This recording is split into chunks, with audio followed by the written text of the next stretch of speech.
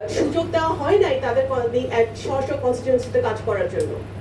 হ্যাঁ, আপনি আমি আরেকটা কথা বলি, আমরা অনেক হিপোক্রেসির পরিচয় দিই যখন আমরা আমাদের সমাজটা একটা হিপোক্রেসির পরিচয় দিই যখন আমরা নারীদের ক্ষমতায়নের কথা বলি।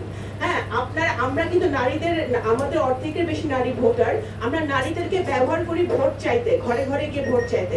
আমরা নারীদেরকে আন্দোলন করতে তাদেরকে সামনে ঠেলে দিই, গুলি খাইতে সামনে ঠেলে দিই, লাঠি বাড়ি খাইতে সামনে ঠেলে দিই, বাট তাদেরকে যখন প্রাপ্যটা দেওয়া হয় তখন কিন্তু আমরা we shy away.